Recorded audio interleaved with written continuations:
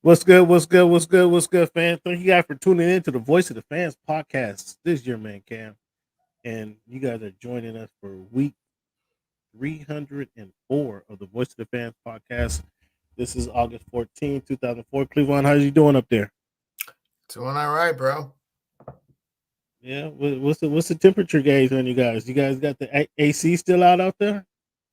You know, it's about 79 westerly breeze. No need for the AC right at this present time, but you never know. It could just kick up.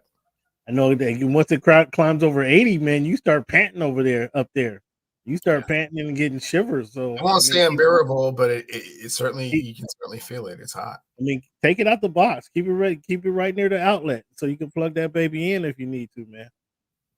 Fans, I want to thank you guys for tuning in to the Voice of the Fans podcast. Give yourself a round of applause. Once again, it is August 14th, 2024. We're going to get the show started, fans. So we got a little special guest coming on tonight. But we're going to get our show started just like we do each and every week, just like this. Am I speaking to right now? Cameron. My name is Cameron. Cam Buford. Hey, it's Peter Rosenberg. I'm hanging on my man Cameron Buford. I'm a Dolphin fan. This is a big year for Tua to prove that he's a franchise quarterback. I'm more a fan of boxing. Boxing is my main sport. All we want to see every year are the best two muggers getting in the ring and getting them. Best team to fight for this. Somehow we got away from that because guys are trying to protect their record. Think about it like this: the promoter pays the fighter, the fighter pays the manager. Okay. So the manager works for the fighter, and the fighter works for the promoter. Okay. Talk about that loyalty for a moment. I'm standing there to try to make a change. Give back to the youth, give back to my community and show them that there is hope that you can make it out. Only thing is you just got to be dedicated. You got to keep your head down and stay on this course that you're heading towards. So you are lifting weights currently? It's not like that. When he said it's easier to score in the NBA versus Europe, did you agree with them? To me, it's easy to score all over the world. Can I finish right now? Do you want me to speak or do you want to conduct the interview and answer for me? Which one? What do you think about this? Aaron, like I was saying before. Aaron, what has the game of baseball taught you? One of the biggest things is being humble. Can you give a message to the kids to kind of persevere through the false teachings they may be giving? Patience. Okay. Patience. As the show Voice of the Oh Fan my goodness! continues to I'm in evolve, Come on, you were adding some spice to it. it is strictly banter back and forth between myself and Cameron Buford. I enjoy all of it. The real ones know what's going on, right? Like you said, Pacific Northwest. So I think it's a big part of my game, and every time I step on the floor, I just want to represent my city. You play this game and you don't turn to win a championship, then why are you playing for? I'm happy for the Mariners. I'm happy for the whole Nobody. Never mind. Go watch the tape. Go watch the tape, and then you tell me if it was all about just a system. You look like a buffoon. Go do your research. Go do your study. You played against Michael Jordan, and you said LeBron is the best player in the history of the game? Did you guys hear that? Oh, this guy. Hey, come here. It's okay. It's okay. That's what's good in sports, man. It's Big Snoop Dogg, man. That's what's good in sport. Thank you for making our voice your choice. And really appreciate you listening to the Voice of the Fans podcast. Check it out every single week. You know how we do. What up, Snoop? My dog Snoop in the house. Man, he killed the Olympic coverage. My goodness. Shit. If you were getting paid $500,000, Oh, but he's not even in your top 50, so I don't want to. I don't want that. He's not even in your top 50, so I don't want to hear nothing from you. We just keep right into the show. Oh, listen to it. Yeah. Snoop. What's up, Barry? What up? What's good, Barry? Thanks for tuning in, man. Give yourself a round of applause. Give yourself a round of applause. Man, I'm still baffled by what the heck Bill Laimbeer was talking about. Still befuddled, actually. He had me tongue tied. And I can't wait to get Reggie back. I gotta get I owe Reggie. Fans, today we got a lot to talk about. We got a special guest supposed to be joining us later to talk some NBA. Somebody you guys should be pretty familiar with. We're gonna get into. Hopefully, he'll solve this debate that we had with Team USA, this tournament situation. Fans, I'm going to later on in the show. I'm going to announce the 2028 projected Team USA squad that Cleveland says has no chance of winning a gold. This squad here I put together, and again, it's 2024, fans, so give me some grace. But as of this moment, as of today, August 14, 2024, these are the guys. I got 20 guys that I could think can bring home the gold for America in 2028. Cleveland was so adamant that it's over for America. It's over. That's what he said. It's over. Like Kenny Smith said, Vince Carter, it's over. After the major dunk, Yabusele kind of eclipsed Vince Carter with the dunk of the Olympics, didn't he? With his dunk on Saturday night. I don't know if it eclipsed. I mean, Vince Carter jumped over a 7-foot dude. So Yabusele jumped over some people's goat, didn't he? I don't know. You missed that one, of course, right? So we're gonna talk about this, fans. I'm unveiling the 2028 Team USA squad that I believe is going to bring home the gold. And we're going to see what the Cleveland has to think. See if Cleveland can get any backing with this squad when I bring it up. But until then, tonight we're going to talk some NFL. We're going to review Cleveland. Let me ask you this question before we get started, just to keep this in the fans' mind.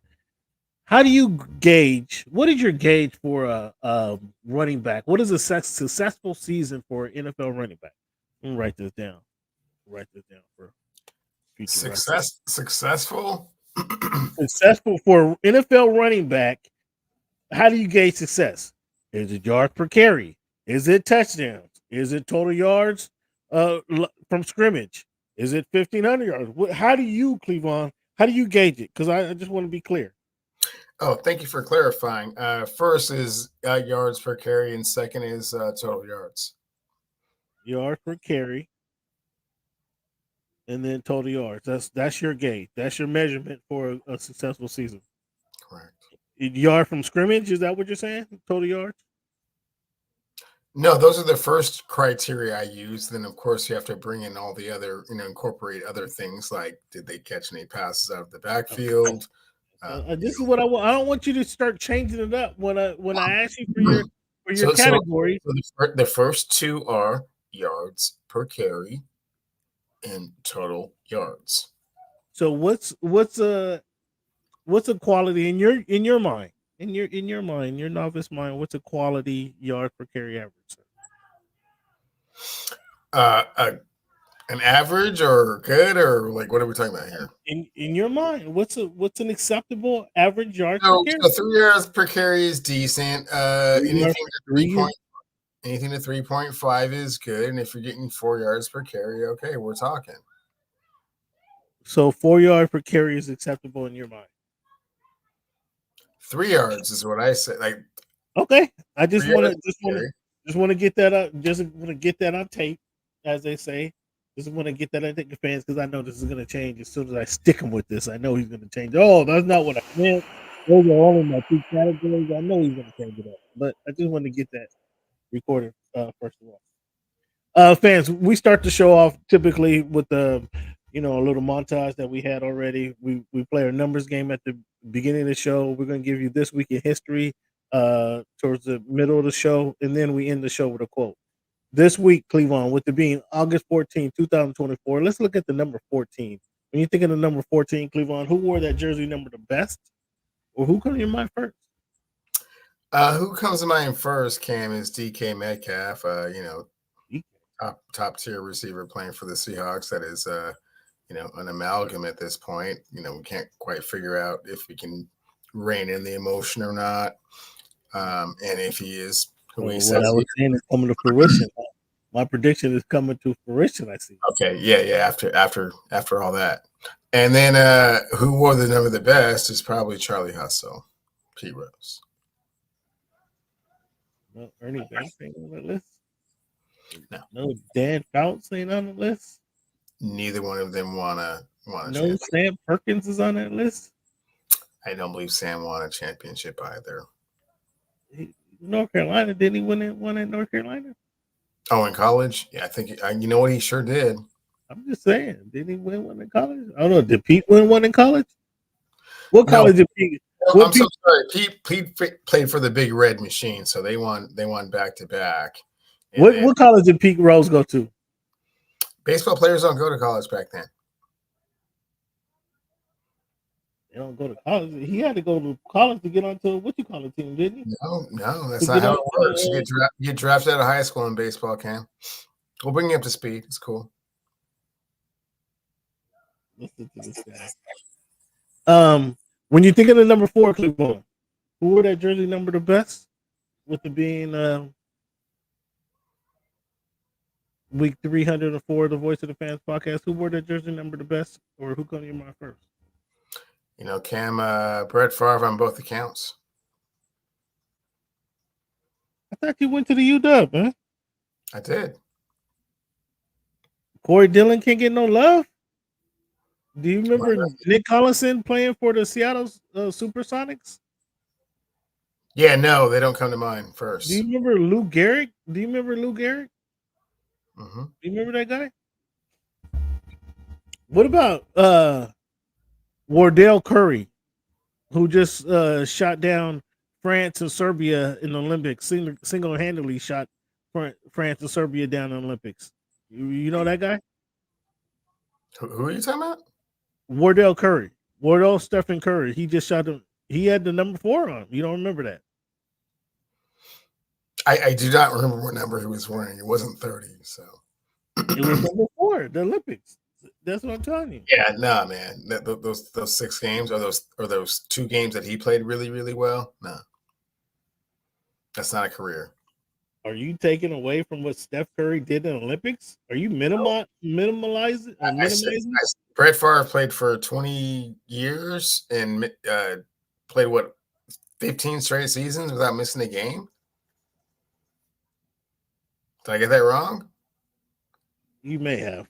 You may have. Maybe it was 12 seasons without missing a game. Okay. Cleveland, what do you think? Speaking of the NFL, what do you think about the new kickoff rule? Is this going to allow more kick? It's obviously going to allow more kick returns. Are we going to see more kick returns for touchdowns this season than we have the past few seasons? Perhaps, but they're going to change it back next year. They're already like, yeah, this was a bad idea. I can kind of feel it. You don't think they don't? NFL don't really change back to what they were doing before. They really don't change back. I don't know if that's going to happen. I think the teams can get a little bit more creative, man. Maybe we could see some rugby type action where they pass the ball. You know, obviously he's going to have to go behind them. Like they get a couple guys back there lateral. I can't wait for the first team to try that. Ooh. I mean, that's what you don't think that is going to happen. I think you're going to. I'm sure. I mean, the way you're talking about it, I'm sure it can happen. But I can't wait for the first team to try that, and it backfires. Wow. Oh, it backfires, and that coach is going to get fired. Is what you say? No, they need to do something like that. Okay, look, they got one guy back there, and the guy, although their blockers and the guys charging are 5 yards apart, I mean they're still 35 yards in between. You know, Cam, you see all this stuff you have to do to make a kickoff more exciting. It's like, yeah, man, just kick the ball, man. Just what? You know what I think would be cool. Are you going to say just spot it at the 25 and go from there? So what I think would be cool is if you kick it through the upright, you get a point. There's no kickoff. then you can just go get any guy from Europe to kick the football through the uprights. No, it's not What do that you mean, easy. no? From off a tee from how far? I mean, Greg Zerline 80 was yards? a lot of them are doing that. We're doing that already. Did they move the tee back or something? They're kicking from the 35. Get a point. So they have to kick it 75 yards again.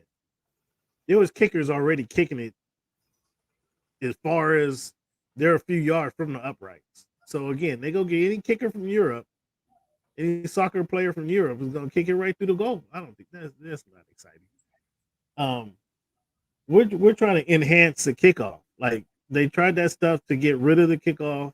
Now they got this little gimmicky stuff.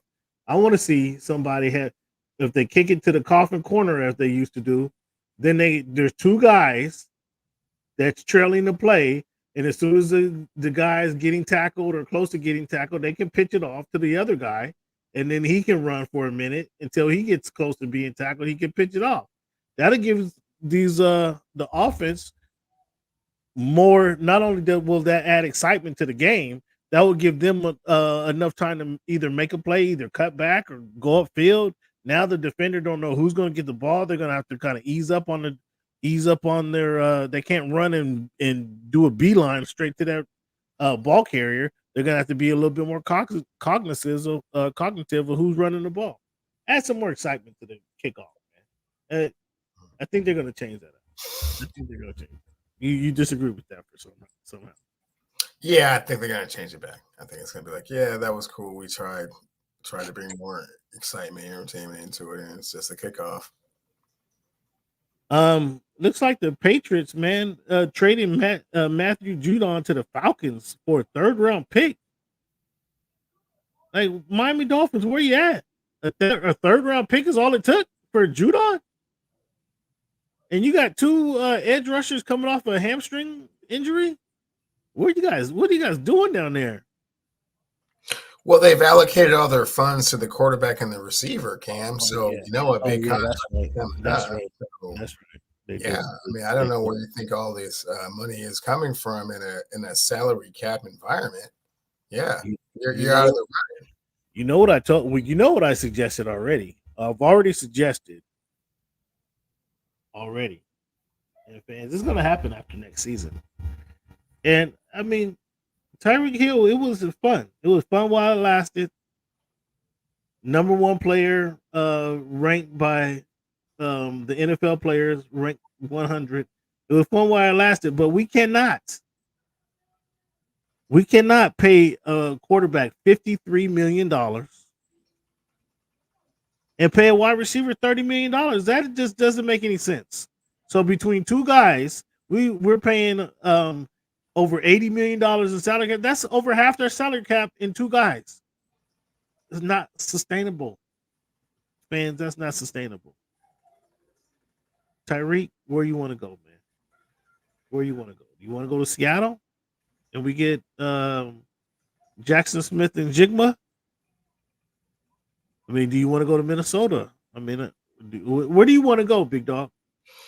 Because, I mean, I hope you're not. I mean, you got $30 million per year. You should be able to find a house for $30 million or 10, 15 million down there in Miami. You can come back and visit, boy. We got a spot for you guys. Every home game, we got a spot for you and your family. But we got to send you away, bro. We can't pay you all this money. Or Tua.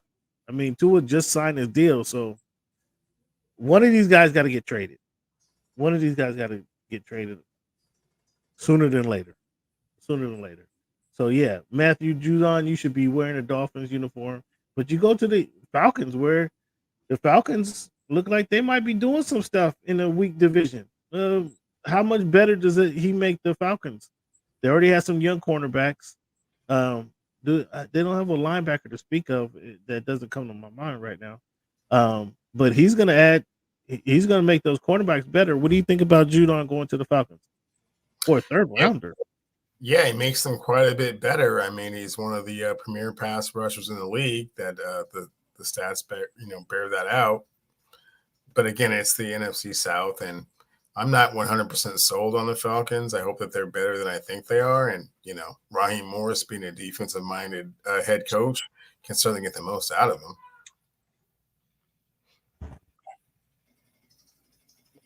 What's up with your Jets, man? Salah can't seem to unite everybody. Hassan Reddick says he wants out of there. He requests a trade from the Jets before he even suits up for him. Does he start the season? And then your owner is saying we're not trading him. He's drawing a hard line in the sand. He should be here. And until he gets here, we're not talking about anybody that's not here. I mean, you drawing a hard line in the sand and you just gave up 3 picks for this dude. It sounds like it's incumbent upon you to sign this dude. And apparently he knows it. Does he suit up for the Jets or does he get traded before the season starts? Oh, he definitely suits up for the Jets, and I don't know what this, losing everybody thing was about. He's only lost Hassan Reddick, who's actually never been to the building. So everybody else is on board, so don't worry about the head coach. He's just fine. Thanks for asking. He's got a command of the room. With regards to Hassan Reddick, I mean, this is the tough talk that those players do until they realize, yeah, you're gonna lose check after check after check after check after check after check, and you absolutely have to come by week 9, or you don't get a year of service. So yeah, but you've lost all those checks. Sounds cool till you start losing like $800,000 game checks. Yeah. Right now, preseason checks. About a month of that, we'll see how you feel. Oh, you're drawing a hard line too. Like, yeah. I mean, we got to come in and at least talk about what it is that you're talking about. You ain't even come in and talk about what do you want?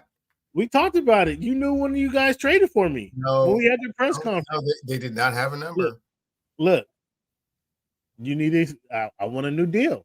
That's why it was. I want a new deal. Okay, what do you want? Well, hey man, let's come in and talk about it. No, I'm not even going to your facility. Okay, well, don't. Oh, you guys are drawing a hard line, so he might be in the blocks. Okay, Dolphins, here's your chance. Go ahead and snatch somebody within your division.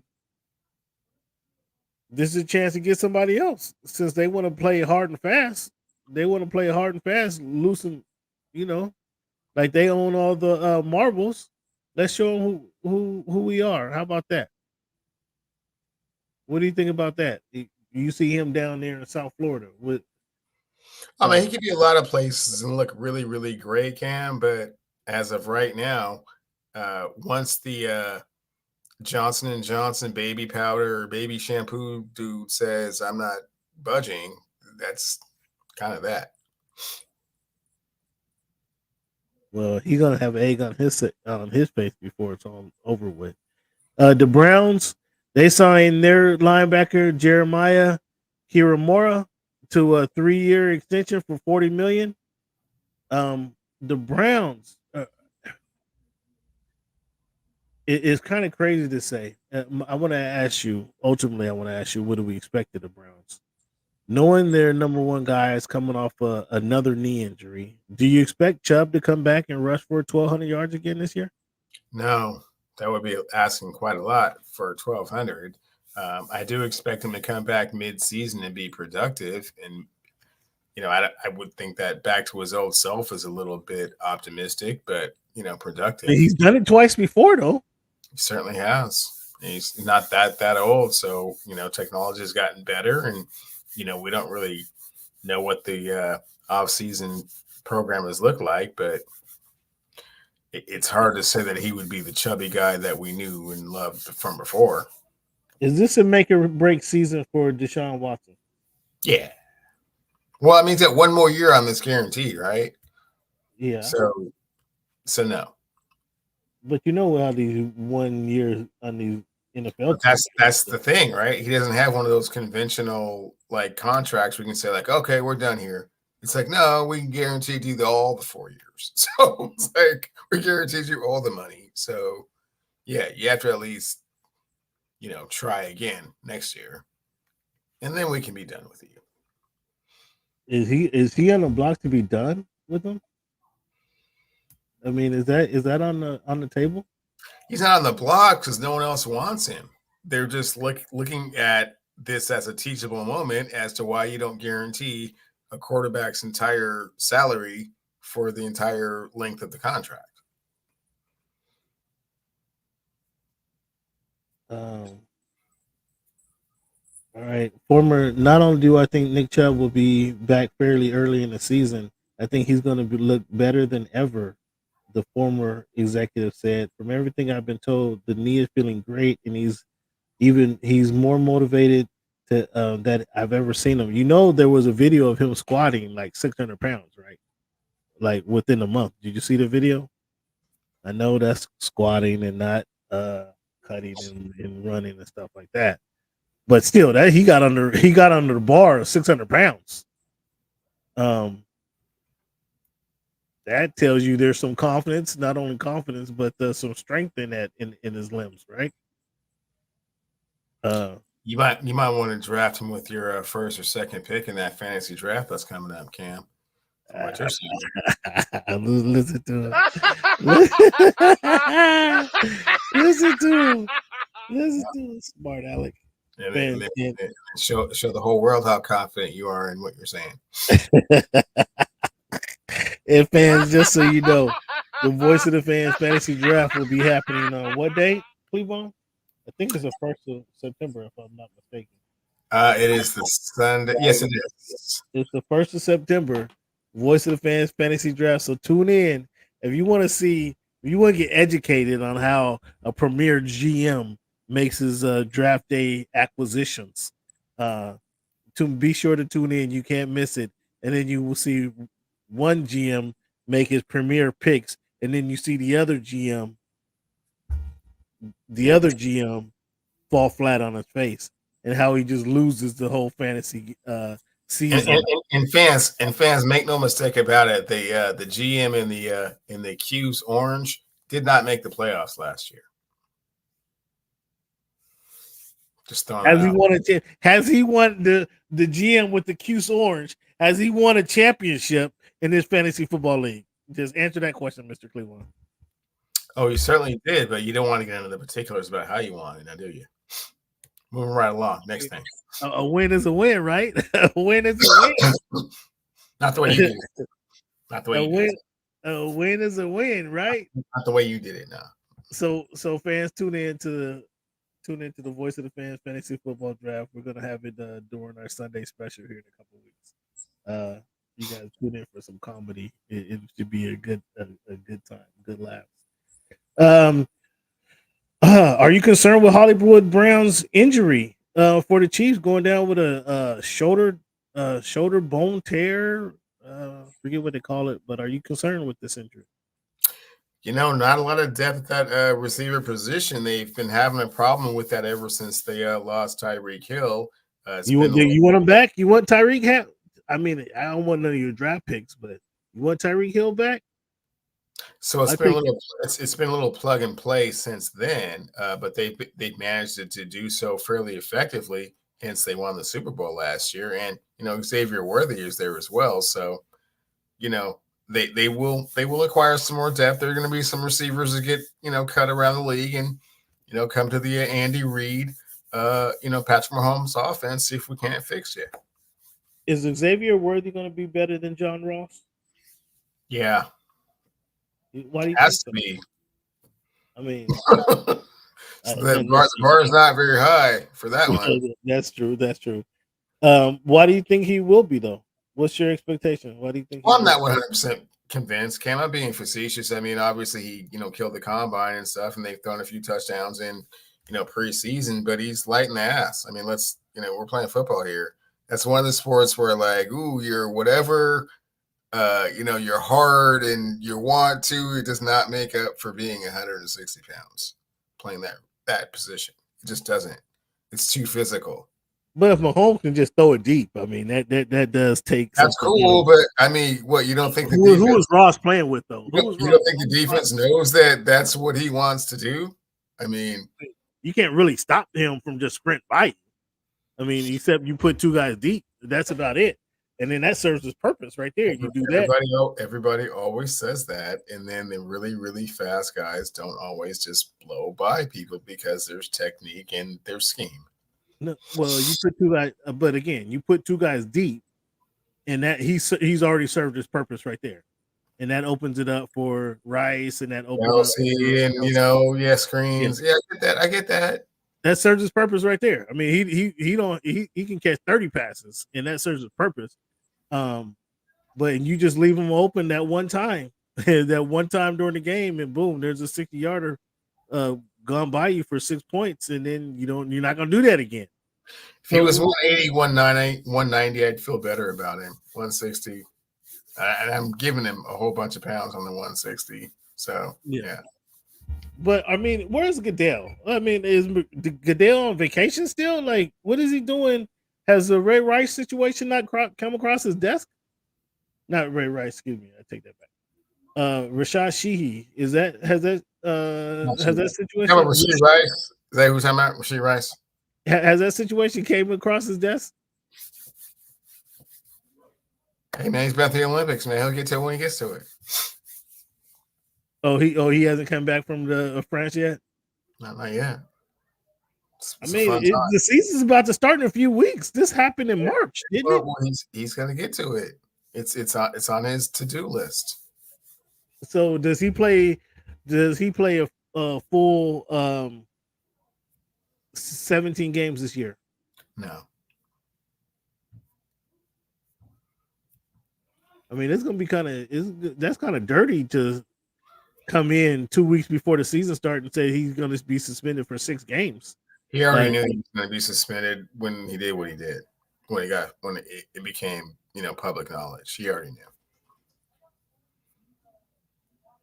Is that why he gathered everything and try to walk off the freeway?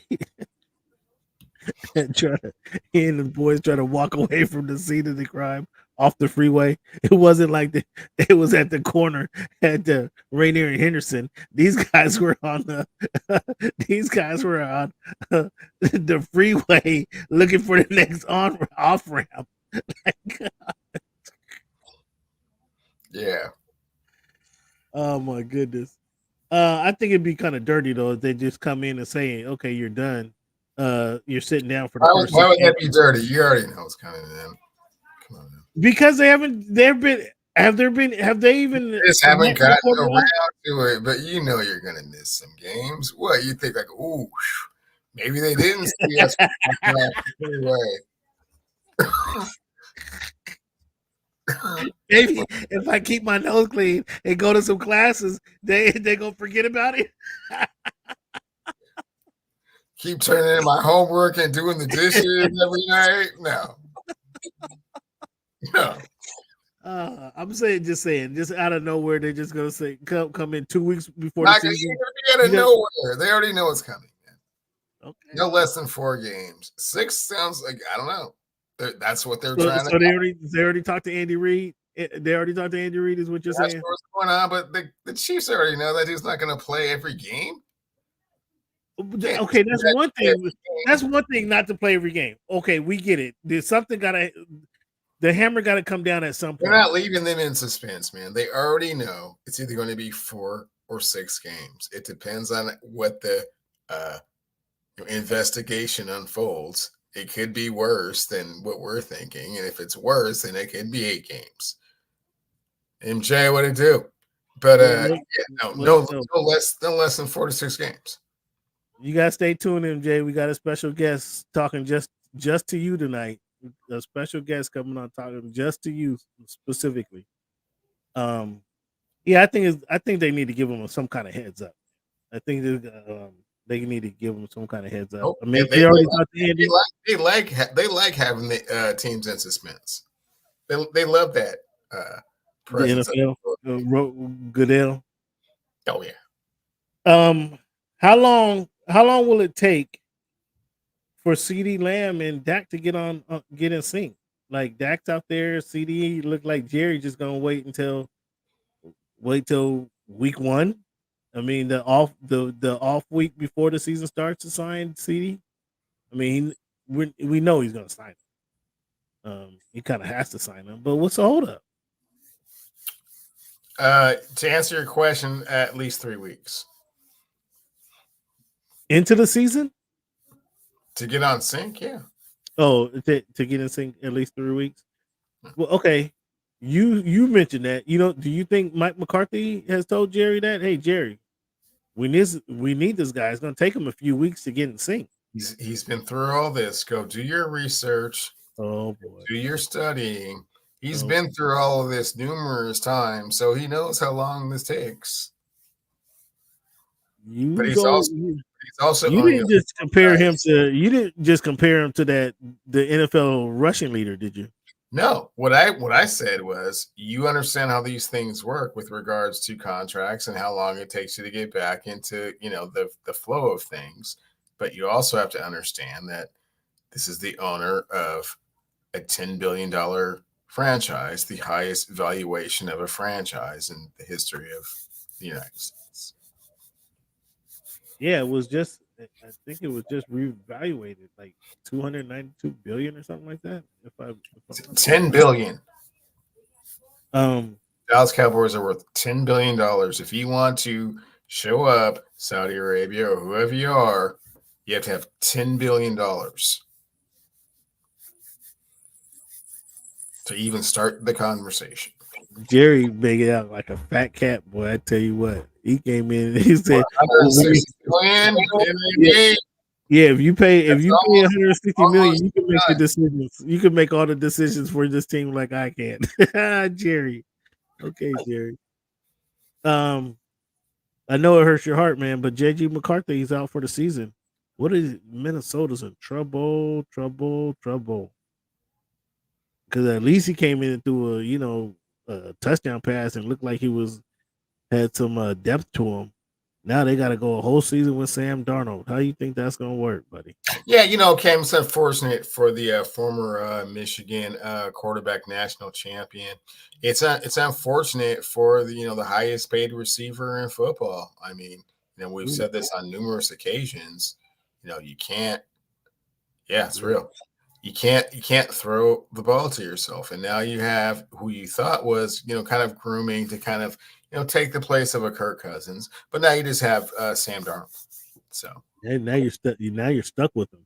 And then next year you can't even go out and draft a quarterback because you have to wait for the quarterback that drafted last year. So yeah, maybe 2 years behind.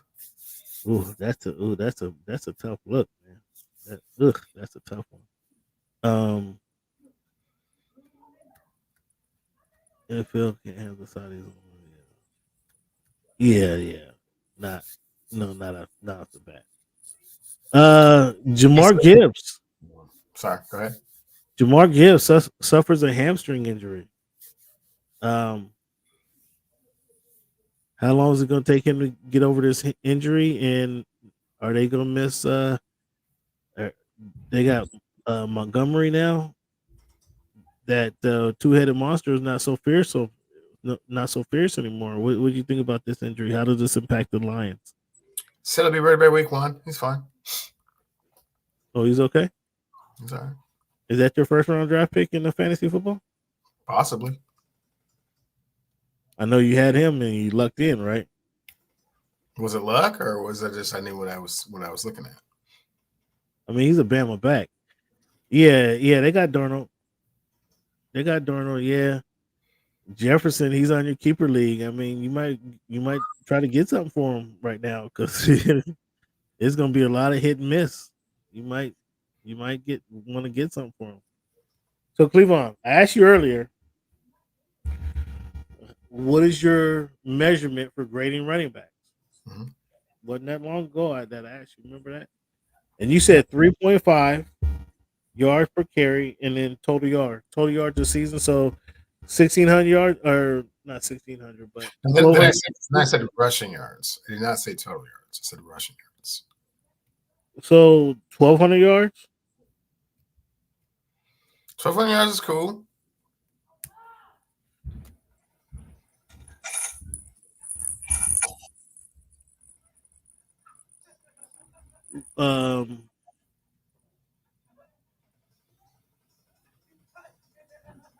Yeah, we're gonna have our draft is coming up. You can call Cleveland offline, see what he'll tell you. He's not gonna be truthful with me on the line.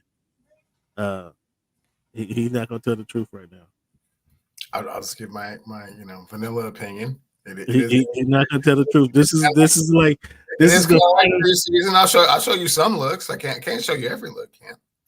This is like right now. This is the final 2 weeks before the draft. MJ, you know how teams just be lying to each other. Yeah, I'm looking at a linebacker. Yeah, I'm looking at a strong safety. Knowing all the well they want that running back coming out of Alabama. Cleveland is lying through his teeth. If you listen to anything, at least on air. Maybe if you get them online, shoot them an email. Where can they reach you at, Cleveland? At Clevie Wonder on Twitter and TikTok, and Cleveland Steel on Instagram.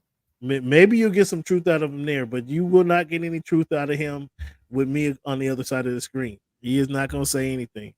But you're in the seventh in a snake draft out of 10 people. 7.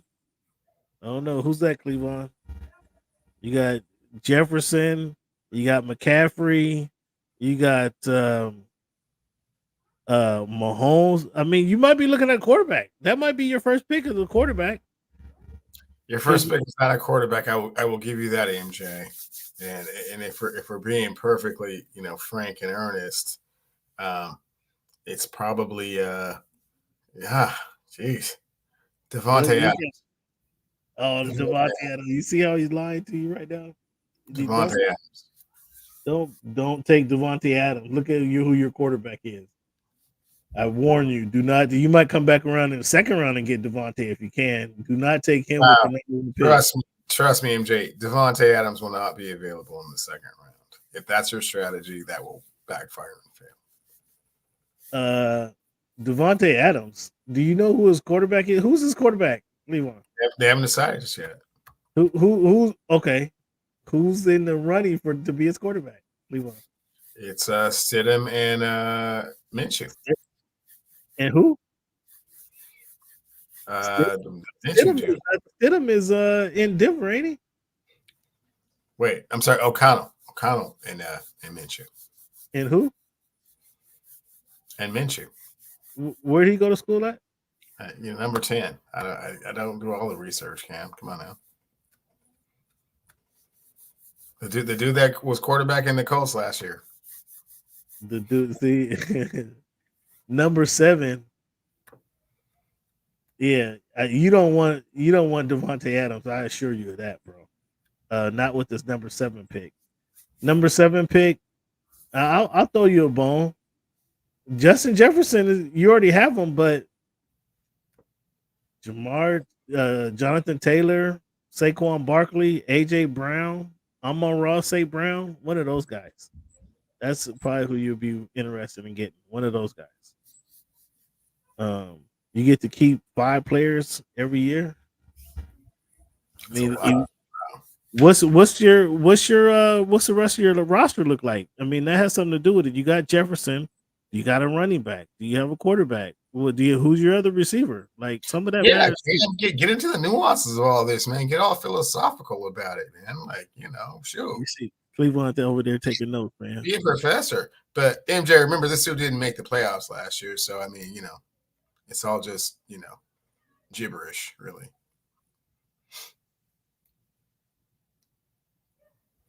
Oh, you might be set. You might be. You need a quarterback, a running back. That's what you need. You got Diggs, Puka, and Jefferson, and you kept the Purdy. Oh well, yeah. My receiver pick, man. Yeah, don't worry. Oh my goodness, you need a running. You got Walker. Yeah, you need another running back, and that's what you need to focus on with number 7. It sounds like, and Cam, close your ears. It sounds like either Breece Hall or Bijan is your pick there. They're available. Either one. They're not going to be at 7. At 7? Wow, they both be gone? They'll both be gone. I mean, Breece Hall might be there. Breece Hall coming off an injury, and you just said you wouldn't take Chubb. Breece Hall coming off a knee injury.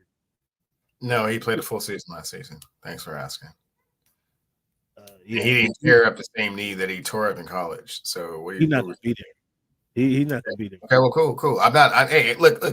I'm not in this person's draft. You just asked me a question, I answered it. I mean, there's a few players you got to look at. You're looking at a running back. By the way, fans, Cam waits till like 5 minutes before the draft starts to even tell you what order we're even picking in, which is again. I mean, what am I supposed to do? Give you a week notice or something? Half hour? I mean, I think they decided a half hour before the draft. What you blaming me for? I think it's decided. Waiting until 5 minutes to tell everybody when they were picking. I mean, if you're not paying attention, what you want me to do about that? You gonna call me up and you're gonna call me up 2 minutes before the draft? How do I get into the screen too? Can you let us know what order we're picking in half an hour before the draft? Man, one dude, I'm not gonna ever forget this. I'm studying for I got the first pick of the league. I'm studying for my pick, and real quick. I see USB. I can't let everybody see that one, SB, but I feel you right there. And then Cleveland gonna pull that number 2 minutes before the draft starts. Yo, how do I get into the draft? I can't get into the draft. I didn't do that. Dude, I didn't do that. That was one of the other players within the league. How do I get it? I can't log in. Did you lock me out? Can you send me the link? I'm like, come on, 2 minutes before the draft now. Guys, get it together over there. So Cleveland, my question for you is before we got into all this fantasy talk, I was asking you to gauge your running backs, and this might help you out, MJ. Who's gonna have the better season? DeAndre Swift or Jahmyr Gibbs?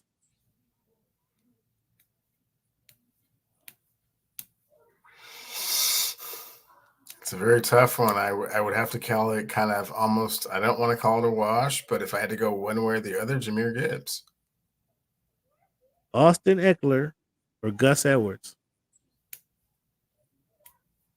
Two players who exchange coasts. Austin goes from LA to Washington, and Edwards. Gus Edwards. Austin is acting like he's cool with it, but he's at a source going all the way across the country to DC. Yeah. Gus is like, oh, I get to go from Baltimore to LA. Oh, okay. That sun will change you a little bit. See, like, oh, yeah. Bijan Robinson or Derrick Henry? The king. This might be a breakout year for Robinson. It should be. Said that last year.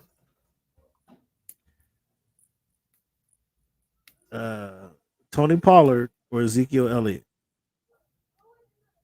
Tony Pollard. The Cowboys gonna regret drafting Elliott or signing Elliott? If they're expecting him to be the bell cow to carry the ball like 25, 30 times a game, yeah, that was like 4 years ago. You're not getting that Ezekiel Elliott. Did they sign somebody else? Not that I can recall, not that I've heard. Yeah. I mean, if their plan is just to, rinse and repeat, then yeah, that's going to be a problem. I mean, have they signed anybody else? I can't remember them drafting. Not that I I've can't heard. recall them drafting anybody. And at this point, it's quite late in the process. So yeah, I don't know. I mean, I know they drafted the coach's son last year, and he got some carries. But oh man, that feel good story did not go well. Yeah, I'm just saying he got some carries. That feel good story did not go well. He got lit up. He's little. Oh, you about to draft right now? Yeah, buddy. Running back is where you go with that number 7. I go 7 early. Man. I go 7 and come back around and get another running back, bro, because they're all gonna be gone by the time you come back around. Your receivers are stacked and solid. Yeah, you're already solid everywhere, and you got the sleeper quarterback too. Yeah, you're already set there. Let's go running back for sure. Yeah, that's wild. Aaron Jones or Josh Jacobs? Aaron Jones. Oh, I knew you would say that. Especially now. I mean, it's Sam Darnold behind the helm the whole time. I mean, that's worse. That's even worse for Aaron Jones. At least with the young guy, you don't know exactly what he's coming. The young guy may be able to come back and throw a couple, go over the top when you stack the box. Now they got Sam Darnold. They know they're gonna stack the box against Aaron Jones. It's not gonna be a good look for Aaron Jones this year because Sam Darnold is threatening no one, even with the receiver Jefferson. Josh Jacobs, he's on a squad, bro. He's already a good back, and he's on a squad where they don't need his 1,800 yards. If he had a 1,300 yard season, he's Gucci. I think that's a good pick. I think so. There you go. We just went over some running backs for you. Jahmyr Gibbs. I think Swift is. I like Swift for some reason, but Gibbs, if he gets over this injury, he should be pretty good. Austin Eckler or Gus Edwards. Gus Edwards is going to get a lot more carries through the season, so he's likely to. Austin Eckler isn't really. He's more of a scat back, catch out the backfield. Now and then he's gonna. He needs a combination of touches to get his yards. Gus Edwards is gonna. They're gonna rely heavily on him to run the ball in Los Angeles. Bijan and Derrick Henry. I mean, do you expect Derrick Henry to be the Derrick Henry from Baltimore? Or no, from Tennessee? I don't think we're gonna get that. He's not gonna get that many carries to be that same guy. Well, hey, two things. One, he's not gonna have to be the focal point of the offense completely and totally. And it's a much better offensive line, and they're going to pick their poison. So, yeah, I think Derrick Henry is going to be just fine. But I expect he'll be just fine. Maybe I've said too much. No, I'm just saying. Do you think he's going to get the same touches that he got? No, he's not going to get like the most rushing attempts in the league. No, he plays behind Lamar Jackson. So, no, that's not going to be a thing. Does that mean he's not going to be productive? I feel he has an opportunity to be even more productive because they're not focusing on him completely and totally. They can do other things. And if you just keep focusing on Derrick Henry, what would you do though? Lamar Jackson. What would you do as a defense? Do you allow? You have to focus on Henry because if you don't focus on Henry, he's gonna batter at you. So you have to focus on Henry. Already answered your own question. If you're going to focus on Derrick Henry first, wow, yeah, that's going to loosen up some things for Lamar Jackson. Play action works way different. RPO works way different when you collapse for Derrick Henry to get the ball. And that's at least you're committing at least two, right? And that's one too many, right? I mean, you're gonna have to bring that linebacker and safety because you're gonna need two people to get him down. Well, hey, so you'll be tired of that 8-9 yards of carry that Lamar Jackson gets every time. You're like, okay, we're gonna stop that, but wait, here he comes again. As soon as that safety drops back, you try and stop both of them. Oh, well, there's that Zay guy on one-on-one coverage, and then there's that Andrews guy. I wish I had more. I mean, I might have to put them guys on PlayStation and see what they do. I just don't have confidence with Lamar running that offense. Like, I don't know. I just don't. That's the AFC Championship game. This is the NFL MVP. You don't have any confidence in him? What did he do in the championship game? That's why John Harbaugh went on his tirade, man. It's like, I mean, man, he's been the MVP of the league 2 times before he's 26 years old. Yeah. Okay. And when the okay, but he didn't beat Patrick on the table. But he didn't beat Patrick Mahomes. Okay, that matters. That list is getting really, really long. It's kind of like that list of people that didn't beat Tom Brady. That list is really, really long. Okay, so what he gonna do it this year? Is he gonna do it this year with more help? Is that what you're saying? With more help, better defense, more help, better defense. He can do it this year. Better defense. I don't know if the defense is better. I'm just saying, is that what you're going to tell me? With more help, a better defense, better coaching, No, I'm going to tell you what I'm going to tell you. You remember when Peyton couldn't get past Tom Brady, right? This is Peyton Manning. So you're expecting Lamar Jackson just to get over the top on Mahomes? We'll see, man. He's put himself, or the team has put themselves in a position to be back in the AFC Championship game again. Yeah. Now we will see. Again, like you're saying, and you're not wrong, you were in the AFC Championship game at home and then win. At home. And they win. And I mean, there was no excuse. You had momentum going into the game. All that. Kansas City was down. And so from that team, they added Derrick Henry. They lost a linebacker. Pretty close last time.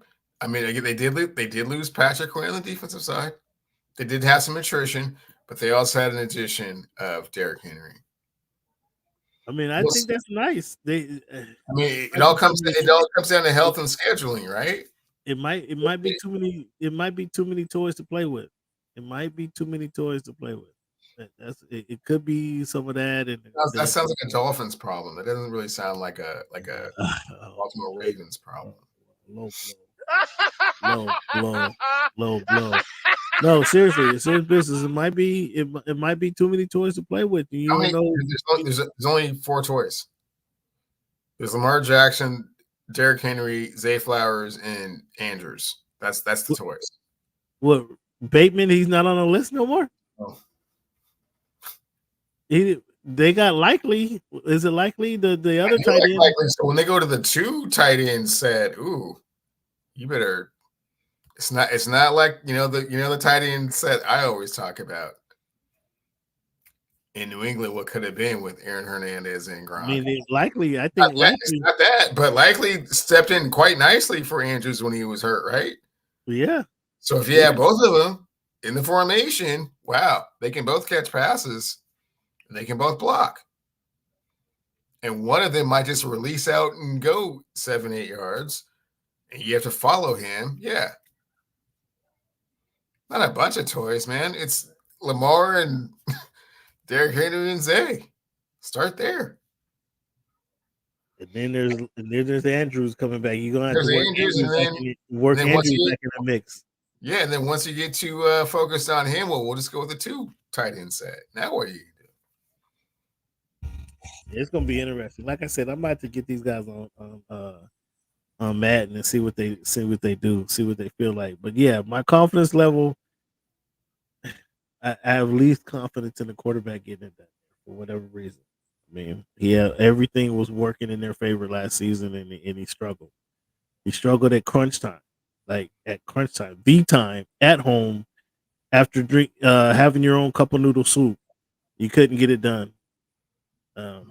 Albeit it was against the defending on the MVP of the league. Champions. But hey, man, that's what you're the MVP. What do we expect from you? You're the guy. This is your time to get it done, and you don't get it done. What else should we expect from you? So I mean, that's all I'm saying. Okay. But yeah, Henry, Pollard in Tennessee. Pollard is a part of a They got Spears, 2-headed monster in there. I mean, they're kind of alike. I think Dallas should have kept Tony Pollard. I think they should have kept him because they don't have a running back who's been there available. Who? Cook from Buffalo. The young. I don't know. I say Aaron Jones. Well, we just talked about Aaron Jones is going to be stifled. Jaylen Warren or Cook. Yeah, I agree with that. Jaylen Warren or Cook. Jaylen Warren or Cook. And I guess Cook being with Buffalo, he has receivers and a quarterback. The pressure is not going to be. Doesn't have a whole lot of receivers. That's why you would go with Cook. But he had his quarterback is going to be. They're going to be expecting his quarterback to produce. MVP style. They expect Josh Allen. Yeah, I go Cook. I don't disagree with there in that situation. I go Cook there because Eckler, depending on he's going to be depending on how the rookie's doing. Singletary, Warren, that's going to be based on what the quarterbacks do as well. I mean, he's going to have a decent season, but it's going to depend on what the quarterbacks do. And that could go up or down depending on how they doing. Where is Singletary this week here? He's not in Buffalo. He's not in Houston. Where is Singletary this year? Don't remember. Matter. Where's Singletary at? Devin Singletary. Where you at, Singletary? Singletary is in the Giants. I mean, they're gonna need to run the ball. That might be their guy. I go Cook though. Above all else, I go Cook. Cook, Warren, Singletary. Probably how that will go for me. Aaron Jones is probably the better running back of all the. Cook Warren Jones, man. Why would you put Singletary in front of Aaron Jones? And they don't have a quarterback. Because they could be able to stack the box. They're gonna be able to stack the box and make it tough on him. They don't have a quarterback to throw deep or to threaten the defense. The Sam Darnold's not going to threaten the defense, so they'll be able to stack the box. And if Sam Darnold hits you over the head once or twice, you'll be like, "I'll take that." So yeah, they're going to stack the box. Eckler's play is going to depend largely on what the young quarterback does. He's going to have an okay season, but a lot of it's going to be depend on how the young rookie does. And as we know, rookies going to have an up and down season. Jalen Warren, he's going to have the best season of the Pittsburgh running backs, but again, some of that's going to be based on what the quarterbacks do there. Singletary and the Giants, I mean, that's not a bad pick, but again, you got Daniel Jones. They need a filler for Saquon Barkley, and they're going to make Singletary look like he's an adequate replacement. So he's going to get every opportunity to look like he's an adequate replacement for Saquon. So I personally would go Cook, Warren, Singletary. Let's see who you go with. That's what I would do. Yeah, that's what I would do there. What's your Seahawks looking like? Look good. Have you had a chance to see how Gino working with Smith and Jigba? Yeah, I haven't seen any of that. No. With Tyler Lockett, how's Gino working with Tyler Lockett? Gino was running the grub offense, so long as he picks it up and understands it fully, by the time the season starts, we'll see what happens. Now, Eric wrote an article. Our guy Eric Williams with Fox Sports wrote an article, and he mentioned the Legion of Boom. How do you feel about that? What did he say about them? This defense is giving shades of Legion of Boom. Oh no.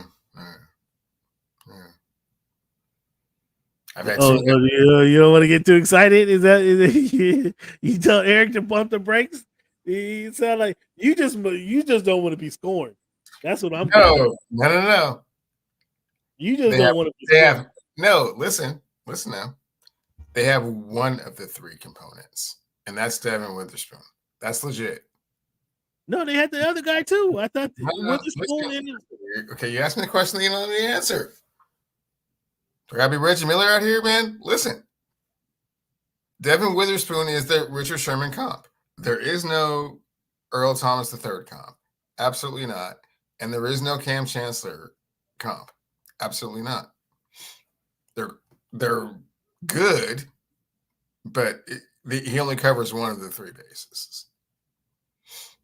So the Legion of Boom is you're looking at all the defensive secondary, the two cornerbacks and the safety. That's what the Legion of Boom is. Wasn't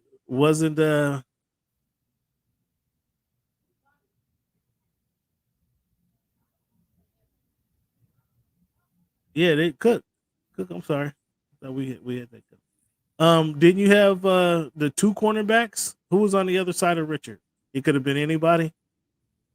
It was Brandon Browner, and then it was a man that got traded down to Miami. I forgot his name, but yeah, it was, I don't want to say a revolving door over there, but I mean, it was, I can't remember his name. They had two really good ones, but no, it's Rich, Earl, and Cam, and then the other corner. So Wagner wasn't a part of that legion. And your guy 77, who was the defensive lineman 77, he wasn't part of that. 77 was Red Bryant. Michael Bennett was on it. Cliff Aver was on it. That's all cool, but no, it's the secondary, man. Yeah, so they don't have the 6'4", 230-pound safety. They don't have that guy. I mean, that was absurd, man. They don't have the free safety with the fluid hips that covers better than Troy Polamalu and hits harder than Ed Reed. And that's 1 and 2 on the safety list. Where's Earl on the safety list of the last 25 years? I don't think that I didn't hear nothing about moving Lockett. Did you hear anything about that? I mean, he's kind of the odd man out in that offense. I mean, they could probably get a slot receiver to, kind of replicate that production. But I mean, wait. What do you mean he's an odd man out? Smith, you've already promoted Smith to number 2? We'll see how the season goes. I mean, in the Grub offense, I think he's going to be more productive than Tyler Lockett is going to be, but we'll see. I mean, you can't. You got 3 wide receivers. You better Grub. I don't know what kind of plans you got. You better run with 3 wide and a running back.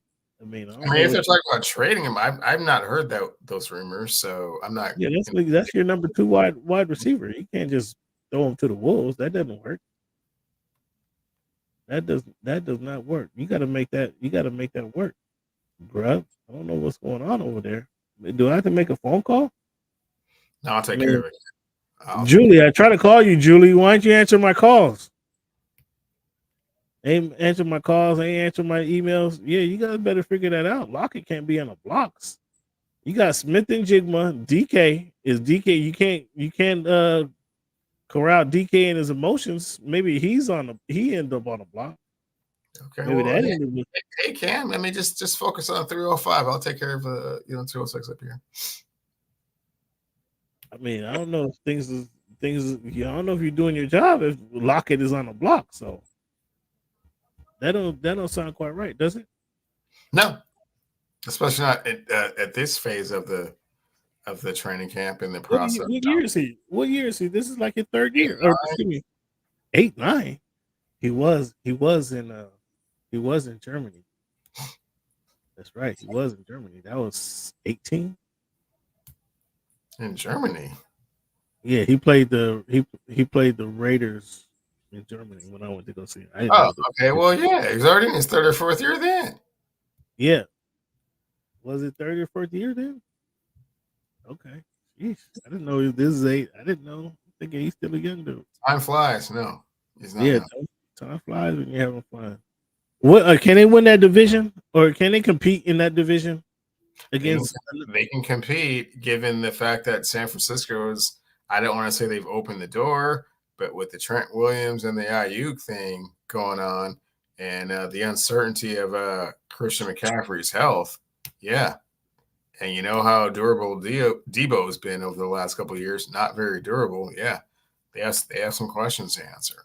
Oh, listen to you. San Francisco wins that division, walking away. Okay, without Ayuk and Trent Williams, do they? I mean, I can imagine they trade him with what's going on. Like if the Bengals didn't trade T. Higgins, they're competing. Keep the band together. Let's Bengals weren't in the Super Bowl last year. The 49ers were. That's what I know. They have they're ready to win it. Yet they won't rectify this situation at least for a year, if not longer. So yeah, That's a problem. And then again, your starting left tackle is holding out too. People just like completely just wash over that. Like it's not a thing. Like, oh, he's going to come. Are you sure? I mean, well, he don't want to go and be in training. Like, okay, let's figure this out. You know, they got that extra bye week before the season starts. Okay, dude. All right, no more training camp. We need to get you in here. You know, that's what he did. He don't want to go to training. Okay, so you put your John Lynch cap on. Okay, I'm just saying right now it's not a runaway, and the Rams look pretty good, and Seahawks look better than anticipated. The Cardinals. So you're gonna have to give McVay some credit because you and the rest of the league was bashing on McVay when they went all in for the Super Bowl. They win the Super Bowl. They turn around. They had the stinky season. Wasn't bashing when he went all in for the Super Bowl? Anything, huh? How was I bashing on him when he went all in for the Super Bowl? No. When they, what did they say? After picks, everybody bashing on the Rams for saying after picks. They go all in, they win the Super Bowl. The next year they have this, the recovery year. And then the year after that, they're supposed to stink. But quiet as kept. Like they were competing for a playoff spot. You're gonna have to bow down to McVay here pretty soon, aren't you? Not bow down. He's done a nice job of what he's done over there, and that's great. 2 Super Bowl appearances, won one of them. Very similar to what Pete Carroll did. So no bowing down. No. Because are they gonna? That's who you're competing with in this division, or do you think? So part of the conversation, I guess we might as well get into it now. I was gonna save this conversation for next week maybe, but Rookie of the Year. I know you're gonna say Caleb Williams hand down. I know you're gonna say that, but does Marvin Harrison, does he have a chance to win Rookie of the Year? No. What about Malik Neighbors? Do you give anybody other than Caleb Williams the chance to win Rookie of the Year? Because I know how much Jaden Daniels or Malik Neighbors, they have no chance of winning it. Marvin Harrison, if he catches 1,200 yards from the shortstop, 1,200 yards, 10 touchdowns, that doesn't win it? Do you have Caleb Williams going for 4,000 yards this season? Did you get you a Doomsday jersey yet? Not yet. I don't like the number. It's not 1. I think he's got some weird number. I don't like it. 15. Yeah, no. Never getting that. All of a sudden, you're off of Doomsday already? No, just not getting a jersey. I still think he's going to be everything that I said that I told you he was going to be, but I'm just not going to get a jersey. All right. And are you ready to admit that Keenan Allen's a Hall of Famer yet? Are you ready to do that? Not yet. He's played 1 playoff game his entire career. They lost that. 6 consecutive seasons, 6 or 7 consecutive seasons. So no, he's never played in the play. Oh, I'm sorry, 1 playoff game that he lost. Just the one. They won. They lost to Baltimore. They beat somebody and lost to Baltimore, 2018. So 2018, they beat somebody and they lost to Baltimore. I think that was Lamar's first year as an MVP. And then they lost to Jacksonville. So that was their second playoff win, or third playoff appearance. 1-1. Cool. Yeah, no, not a Hall of Famer. What'd you call it? Just got Andre Johnson just got in. I knew that was gonna be your comp. I absolutely and he just got in. He's gonna come off the top rope. Come on. He just got in. Ooh, you want to be risky? Go Kyle Pitts. You want to risk it all? Go Kyle Pitts. Ferguson. Ooh. I mean, if you have a choice, you would want to go Mark Andrews, but Ferguson should be number 2. If you want to risk it, go Kyle Pitts, because Kyle Pitts is gonna have to. He got Kirk Cousins to him. This isn't a game. Fantasy football is not based on wins. It's based on stats. Kyle Pitts will put up stats. And Kyle Pitts, number 4 pick in the draft, has not done squad. Who's been his quarterback? Who's been his quarterback? And I'm not saying Kirk Cousins is the next coming of Dan Marino, but he's gonna put up a bunch of stats, and at least these guys are gonna be able to catch some passes. Drake London's gonna have better numbers. Kyle Pitts is gonna have better numbers. Whoever the other receiver is, they're gonna have numbers. Better, is it worth, like, if that's your first tight end? I mean, some other two. I mean, yeah, Kyle Pitts. He said Ferguson. I said Kyle Pitts. Again, fans, maybe I'm giving away too much of my strategy. No, you ain't. Talking about strategy. Okay, let's get into this right now. Projected. Here's my projection. Last week, Cleveland was emphatic in saying, what did you say? Remind the people what you said about Team USA. Remind the people. I should have had that tape ready to I am deeply concerned that they will not medal in front of the home crowd he said in 2028. Fans, he didn't say not win the gold medal. That's not what he said. He didn't say not win the gold medal. He says will not medal, period. Fans. That's what my co-host says. Quite concerned about that, yes. So now to refute that, fans, here is my list of projected players for Team USA in 2028. We're guard heavy. We are guard heavy, and the rest of the world is not like us. So when I say John Morant, Jalen Brunson, Tyrese Maxey, Devin Booker is going to be 32. I don't know if he wants to come back. Tyrese Halliburton, those are my guards. Those guys are the ones dishing and controlling the action, making it happen. Then I go Anthony Edwards, Derek White, Mikal Bridges, Brandon Miller. Oh, and in addition to the list, this was a late addition to the list, Michael Porter Jr. Again, fans, we're looking at 2028 Michael Porter Jr. This is my projection for the 2028 Team USA squad.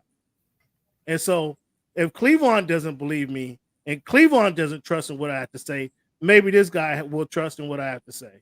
And fans, we're going to bring on to you guys right now, Mr. Dave McMenamin. How you doing, Dave? I'm doing well, fellas. Thanks for having me. I'm in the car. Just finished a workout at the gym, so the lighting isn't the best, but happy to join you too. Well, appreciate you having me. Thanks for making time, man. What's the workout like? Are you doing hot yoga? Are you doing spin classes? What you guys doing out there?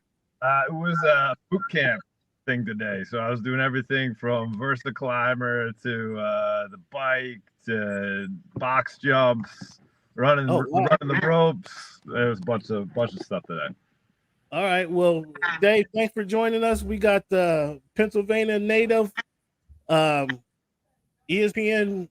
NBA beat reporter, and fellow Newhouse alum. Thanks for having us, Dave. Appreciate it. Give him a round of applause. Dave, got a question for him. I'm going through it now. My co-host, Cleveland Steele, up in the corner there. He said, repeat what you said, Cleveland.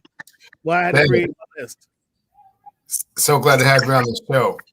I am deeply concerned that the 2028 USA basketball team will not medal in front of their home crowd in Los Angeles.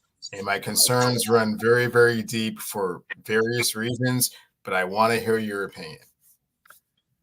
Well, I don't think your concerns are unfounded. Certainly based on the way the USA team was just tested in Paris, and they're going to not have their three best players from that team in 2028. I would say this, though. Grant Hill will continue to consult with Jerry Colangelo and Mike Krzyzewski about the program that they put in place from 2004 to 2008 in building really a sense of cohesion summer to summer to get to that point.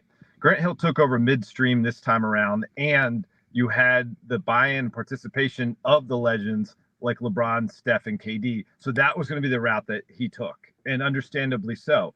And it was imperfect. Obviously, they were down 17 in one of the medal round games to Serbia, but they got it done. Now he's going to be able to look under the hood. He's going to be able to establish a program. He's going to be able to do things like Coach K did, where if you don't participate in our training camp in a non-Olympic summer in Las Vegas, you're ineligible to participate in the FIBA games. And then if you don't participate in the FIBA games, you're ineligible to participate on the Olympic team. And having those types of stipulations in place will allow him to not only take some of the players from the gold medal team that we just saw, Devin Booker, Anthony Edwards, Jason Tatum at the top of that list, but also build a program around them from guys who want to be there, who will commit not just the Olympic summer in 2028, but multiple summers leading up to that. And that will allow Steve Kerr, or whomever the next head coach is of the team. Brian Windhorst reported that this could very well be a one and done situation for Steve Kerr, whether it's Eric Spoelstra, whether it's Tyronn Lue, along with Grant Hill and selecting those players. They'll be able to build a program and I think give them a good chance to medal.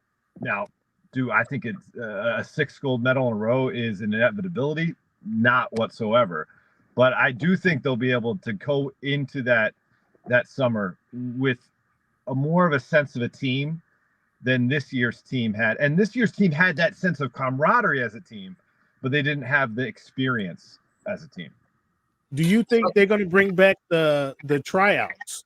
That was something that a couple of NBA players complained about, that there were not tryouts. They just named players to the team. Will that be part of the new practice team, if you will, or the new formula to building a team? I think in the participation trophy society that we live in, they will not label them tryouts. But as I said, I think there'll be certain stipulations where participation is necessary in order to be considered. And so whether they're actually gonna bring 30 players and whittle it down to 25 and whittle it down to 20 all the way down to 12, I'm not so sure it's going to be that process. But I think there will be a multiple summer participation required to be a part of the next Olympic team. Well, I came up to help Grant Hill out and to help Colangelo out. I came up with a list of 20 players that I think should be on the team in consideration, and that starts with John Morant, Jalen Brunson, Tyrese Maxey, Halliburton obviously was there. Booker, I give him the option if he wants to come back or not. That's 6 right there. Anthony Edwards, obviously, we're going to need him. I expect him to lead the charge. Derek White, Mikal Bridges, Brandon Miller, Michael Porter Jr. are going to get opportunities to practice and pursue. Those are guys, they might be on a bubble, actually, whether they make the team or not.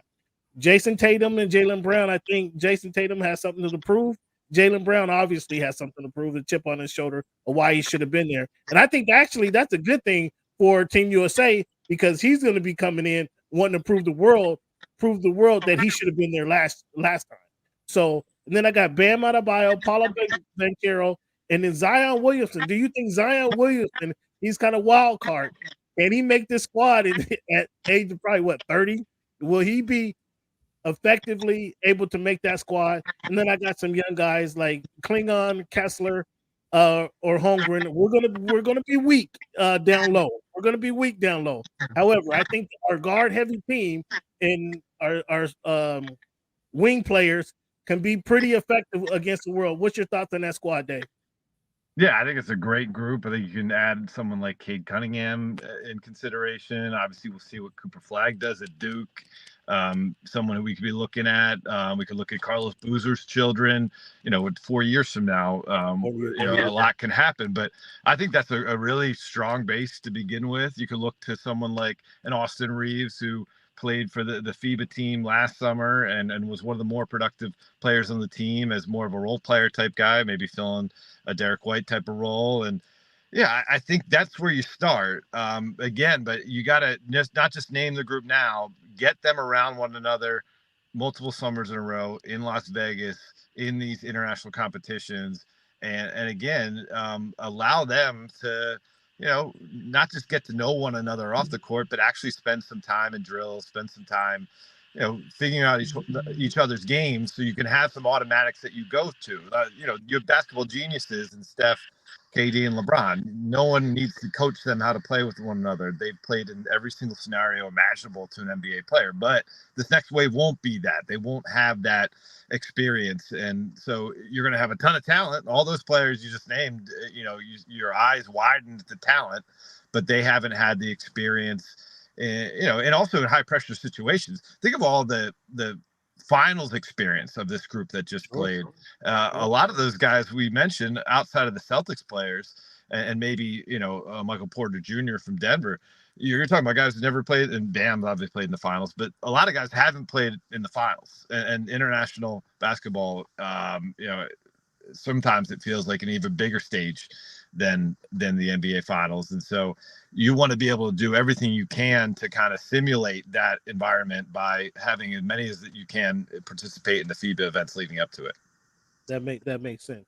Now, Dave, if I got this timing right, you were covering the Cavaliers when LeBron left Miami and went back to Cleveland, if I got that correct, right? That's correct. And then you made the trip from Cleveland to LA when LeBron came out here or went out west as well. That was a good transfer by you, Dave, actually going from Cleveland to Los Angeles. Good move by you. Smart man right there. It wasn't my decision. It was my company's decision. I went where the work was, but certainly it's been a fruitful path. So my question from you, those are a lot of years. Obviously, LeBron's had a very long career, and those are a lot of years that you intimately got to cover LeBron. What has been the most impressive, if you can narrow it down, if you will, one or two things? I would say one, I think for me, it was that bubble season, his leadership in the guys, corralling the team and keeping them focused on winning that championship during that bubble season. I thought, to me, that was the most impressive leadership that I've seen from one player in many, many years. For you, what has been the kind of the most impressive thing you've seen out of LeBron in the time you've been covering him? I mean, obviously, top of mind, it goes straight to being down 3-1 against a Golden State team that went 73-9 during the regular season, a team that had only lost 2 games in a row once all season long, and you pull off the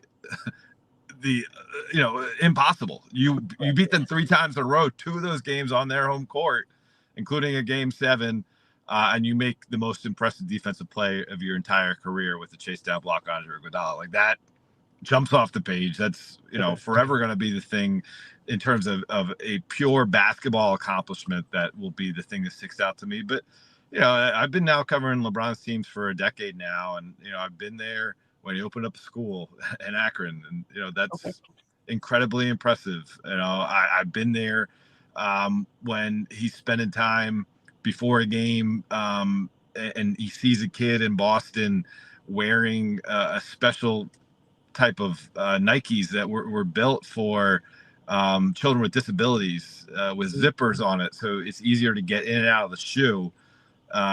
Because if you have a certain disability, it's not so easy to tie sneakers on and off. And he singles out this kid and gives him a hug, before the game, and the kid has, a smile as wide as as the arena. He just lights up, and LeBron taking the time and having the attention to detail to see someone like that. Those are the things that stick with me. And then, just him in terms of being, he's an impressive human being, his energy level, not just the way he plays basketball, but the way he approaches, when he walks into a room, oftentimes there's dozens of people that want a piece of him. They want some of his time. They want some of his attention. And for him to be able to compartmentalize kind of those drains upon his energy and still, look people in the eye and be thoughtful and, accomplish a lot of things with a lot of people, it's incredibly impressive to me. And so, it's just been, it's been a story that, I was very fortunate early in my career to cover Kobe Bryant, and another one of the, kind of monolithic players in league history. But I was younger at that time, and so I didn't quite understand life as well. I didn't understand myself as well. I didn't understand, what it is to be, kind of a man in this world. And so, LeBron and I being about a year and a half apart in age, I felt like I've kind of come into, adulthood, somewhat step by step with him over these last 10 years. And that's what it's almost been more impressive to me. Like, wow, I still play pickup. I'm 41 years old. I don't have the energy I did in those you know what that takes to get out there. You know what it feels like to get out and there. he's still flying around the court with 21-year-olds. Yeah, that's great. Thanks for breaking that down, Dave. That's pretty impressive. Now obviously you're covering the Lakers, and in talking about LeBron, we know what the formula is to get knockdown shooters around LeBron. They have AD, and they need knockdown shooters. Considering Dalton Connect, assuming that Dalton Connect isn't ready for the bright lights of the NBA playoffs, what's a legitimate move that they can make to get some more shooters on their squad? Or do they need to get some more shooters on that squad? I think the number one priority has to be a true big. They won the championship with LeBron and AD and JaVale McGee and Dwight Howard. And that allowed AD to do so many more things defensively and also have a little bit of energy left on the offensive end. Jackson Hayes showed some signs of promise last year, but he shouldn't be, certainly not your top big man. And he's probably your third. And Christian Wood, just wasn't reliable enough last year, and certainly his body betrayed him as well. And so that if they're going to do anything of consequence, especially considering if you are going to win it, you probably have to go through Jokic, who's knocked them out of the playoffs the last 2 years. Let's say you get through Jokic, maybe on the other side you have Giannis or Embiid coming out of the East, or Kristaps Porzingis, right? So you're going to need some more size in terms of shooting. We'll see. Gabe Vincent shot 40% his last year in Miami, was injured all of basically his first year with the Lakers. They're encouraged by what he potentially can bring if he's healthy. D'Angelo Russell set a Lakers single season record for most threes in the season last year. Austin Reeves has been a proven commodity from beyond the arc. LeBron shot the ball better than any time in his career from three last year. And JJ Redick said at his introductory press conference he wants LeBron shooting even more threes. And so I'm not so sure shooting, you always need it. Look at what Serbia did, 15 threes in the first three quarters, and they had the USA team on the ropes. But I think really a big man, a true big man, is what should be at the top of their priority. And that's what they should put their future draft picks towards the middle of the table when it comes trade time. If you can get a guy like Walker Kessler, if you can get a guy, maybe Jonas Valanciunas from Washington, I think that could be a big difference maker. Wow. Cleveland, what you got? Dave, given the fact that the Lakers are the most storied franchise in the history of basketball, and for most people's accounts, LeBron is one of the top 5 players of all time, Laker Nation and Laker fans like myself have been a little bit disappointed with regards to how they've been able to, or their level of unsuccess with regards to free agency. Is there any particular thing that you can kind of point to why it is no longer a destination for top tier free agents? And is that something that can be changed in the future? I just think it's a misnomer. What's the last time the Lakers had cap space to sign a max free agent? Who did they sign? LeBron James.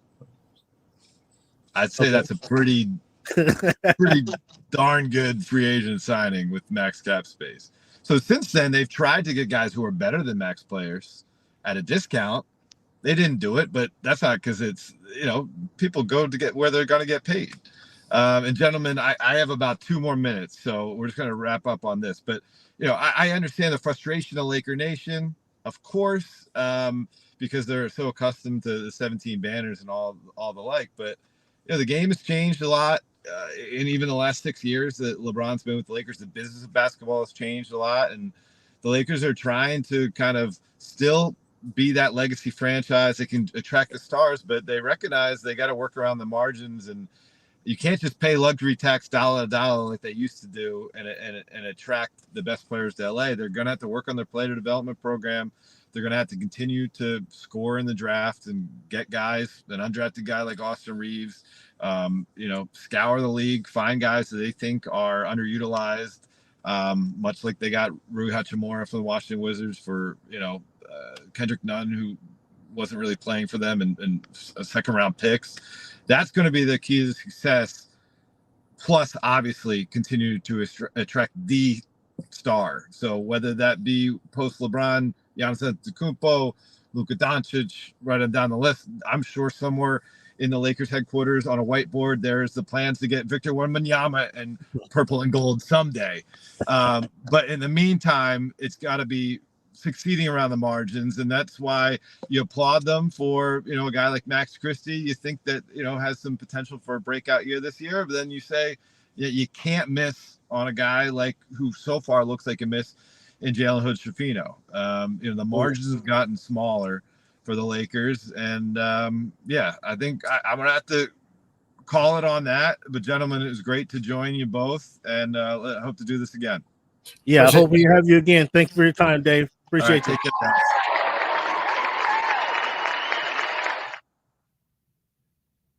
guys. Hopefully you guys got your Laker questions answered there from Mr.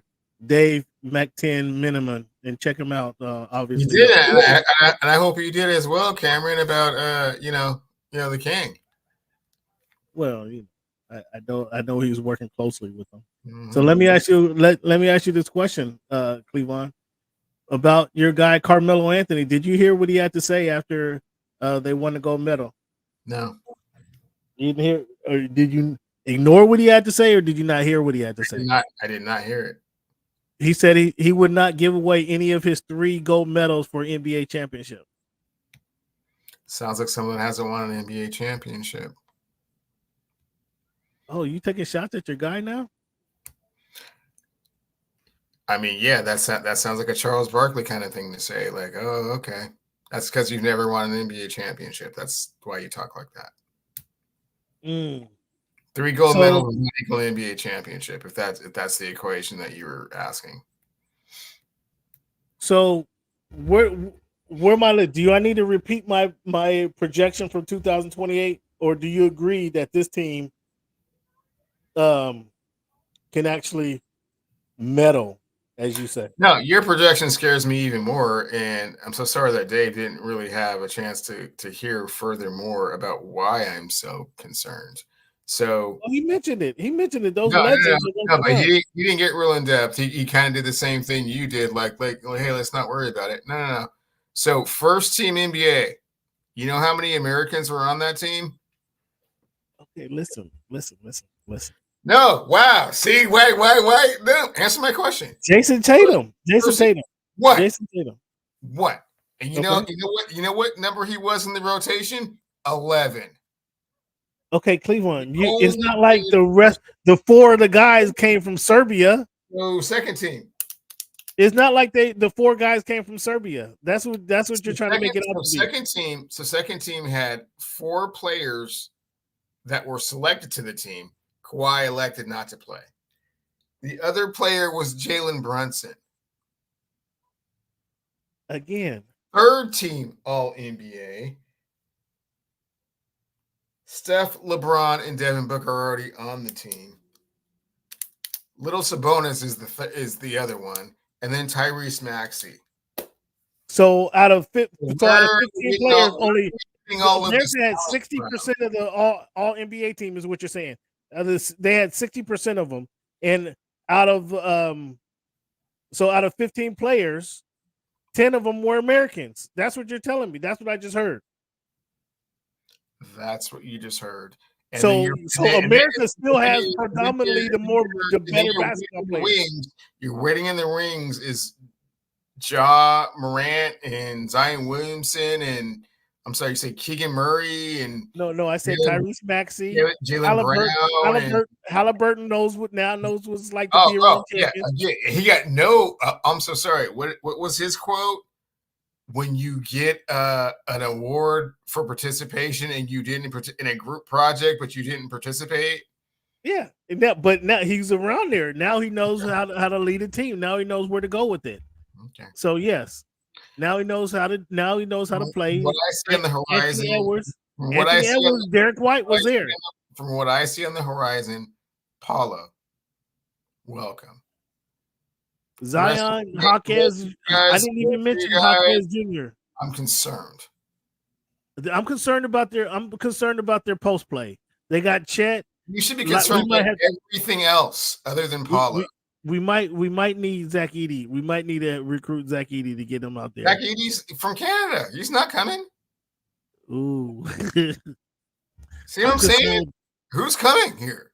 Cooper Flag, Kessler, Klingon. Cooper Flag has not played one game at Duke. You already have him on the USA basketball team defending for gold in 2028.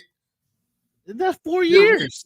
You're reaching so far. He's going to be ready in 4 years. In 4 years, you have the same level of fear that I do. You had Brandon Miller on your team. Again, we're projecting. What did you see in Brandon Miller last year? I seen a 6'8" player with a 7 feet wingspan. That's what I saw. You did not see anything that says, "Wow, you're an adequate replacement for Steph, LeBron, and KD." I mean, Paul George is his favorite player of all time. So okay, well, that doesn't concern you.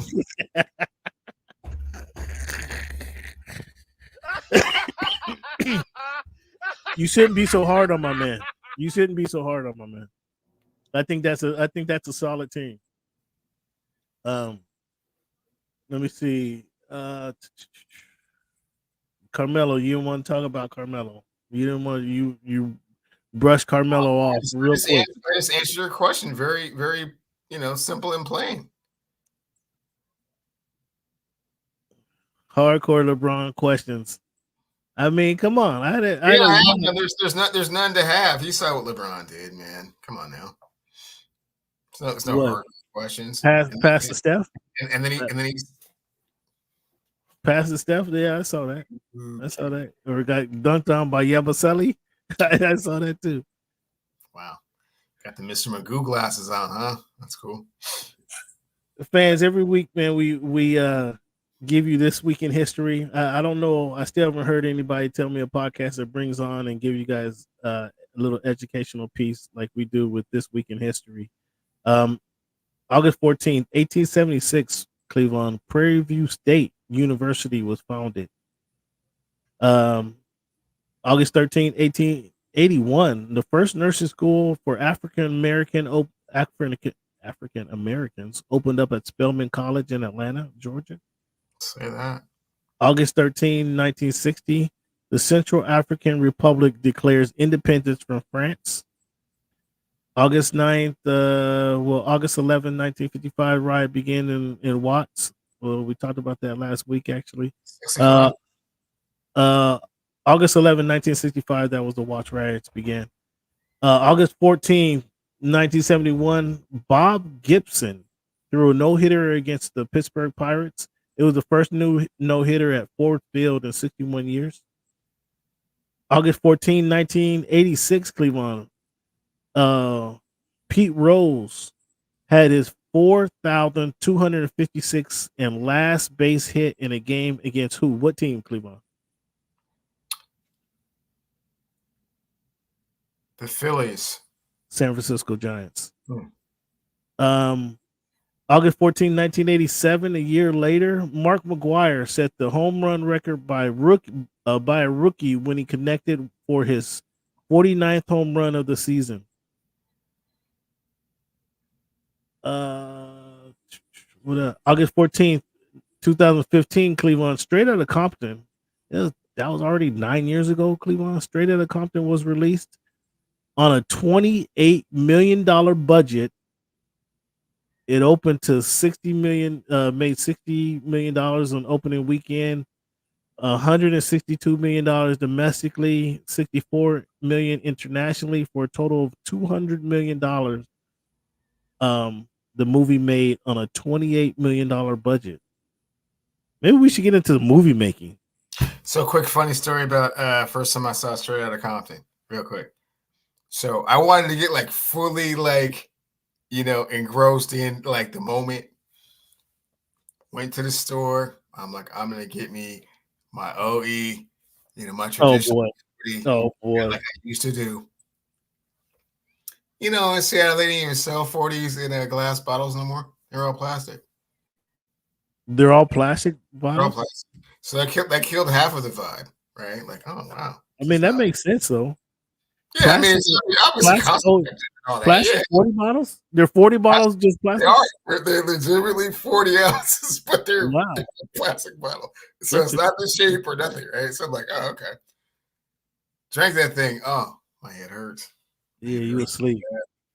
Oh wow. I didn't go to sleep, but my head hurt so bad. Like, wow, how did I function on this? How did I how were you drinking two of those a night? My go-to thing for so long. Yeah, two a night. What? Wow. I was a plastic bottle. I gotta see one now. Plastic It's like the 7-Up bottle, the Sprite bottle. Just it's not quite that shape. It's more like the let's say like a Sobe bottle. So it's like comes up and it has like a little nozzle at the top, and it's just plastic. Interesting. So obviously, Cleveland, we had the Olympics closing ceremonies. I don't know if you watched the closing ceremonies and watched them pass the torch and Tom Cruise do his little jump off the top of the building or top of the stadium and just kind of fake parachute down. It was so phony. It was so phony. And then he takes a torch from the Los Angeles mayor and puts on a motorcycle and drives it into the airplane that's gonna carry him to America. Oh my god, it was so corny. And I just hate it. If this is what they're gonna try to make him make LA 28. Oh my goodness. That was so kind of corny. They put the 5 rings on the Hollywood sign. So obviously the 2 Hollywood sign, the 2 O's had rings, and then they had the 3 rings attached to the top of it. I don't know about that. It was a good cause of breaking, having breaking in the tournament, and then my thoughts on the breaking scenario. But now that you had a chance to kind of absorb everything that happened in the Olympics, Cleveland, do your top events change? The 100 meters photo finish was excellent, obviously. USA losing the 400 mixed relay, or they lost the 400 period, the men's, with another bad toss. Is the number 12 years in a row that they haven't won it. So that's the 400 meter 4x1 relay they lost because they couldn't get the handoff done correctly, and the 400 meter mixed relay where the girl chased down the American in the end in the last 100. You had to see it. That was kind of the takeaway. The men's 1500 finish was impressive. We talked about the other day Sha'Carri winning the silver medal, but then she did come back, and as you mentioned, she was vindicated by winning the gold medal in the 4x1 women's run. And what about your boy? All of a sudden, your boy was healthy, dancing all over the track, 1-100 by a photo finish, as I mentioned. Loses the 200, and then he came down with COVID. That was pretty interesting, Cleveland. Did you see him at the nightclubs? Any nightclubs? Did you see him? Has he visited Seattle yet? Oh, hey, Cam. So sorry, you got the order wrong. He actually came down with COVID and then lost the 200. It wasn't the other way around. And I know that if anyone shows any type of energy and enthusiasm, you're probably one of them cats like, parents just say, man, if you're well enough to watch TV, you're well enough to go to school. You know what I'm saying? You one of them cats. So like, hey man, like, sure, you walking around in the house, you might as well be in school. It's not quite the same thing when you're trying to run a sub 200 at the Olympics against the, other 7, greatest 200 meter runners in the, in the world. But no, actually, what changed for me was I was watching the 4x4 women's, and it was Otto, because I like Otto building. He does great commentary as far as I'm concerned. And the other gal, I can't remember her name, but they were criticizing the order of the 4x4. They were like, Sid should be running the anchor, and they had her running number 2. Like, oh, I think this is a mistake. So they ran the first 400, and she got the baton second. And she blew that lead out so far that they were almost never in the screen. Like the second place person, it was like they would come in the screen for a little bit. It was like, wow, she's blowing these guys out. Gave it to the third and the fourth, and it was just like never a race. It's like, wow. Yeah, Gabby Thomas finished that one, right? Yeah. So she did the 200, the 4x1, and the 4x4. Yeah, but old girl is amazing. Like she's like the Ledecky of the track and field, right? Extending her lead. So her 4x4 in the hurdles was a world record, and I think it would have been like this either the second or third fastest time in the 400 without the hurdles. So yeah, so and their split in that 4x4 was amazing as well. So yeah, so that kind of moved up the list for me a little bit. Ping pong, I mentioned. I don't know if you saw the replays, but that ping pong match for the gold medal was pretty impressive. With the Olympics, man, are you gonna miss the Olympics? Or are you good? You get a little 4-year break from the Olympics. This is a good one. I'm glad I get a little 4-year break, a little build up. I mean, it seems to make it like that much more of a thing. Like we were talking with Tyler, I would like to see a little bit more track and field in between. But for just bringing all the events, yeah, once every 4 years is cool with me. I think 2 years would probably be a little bit more like you keep the athletes in their prime a little bit longer. But the 4 years builds up the suspense. So the 4 years builds up to the suspense, and then typically we get new faces. Like typically we get new faces that you see them once or twice, but Simone Biles is competing in her 4th or 5th Olympics, so that typically doesn't happen. But so credit to her. So yeah, as I mentioned, the LA 28, I'm excited for it to be here in the country and kind of see what kind of show they put on. That's going to be interesting. Cleveland, let's get to your guy, Tom Haberstroh, the Portland Trailblazers in-game announcer. And this is the same guy who wrote the article and went back and looked this guy got a lot of time on his hand, clearly. Who looked at all the game from 2000 or from 1998 and is claiming that Jordan should not have won the Defensive Player of the Year because there was some home cooking on the stats. I don't think he ever said that. I think he just unveiled what the stats really were. Okay.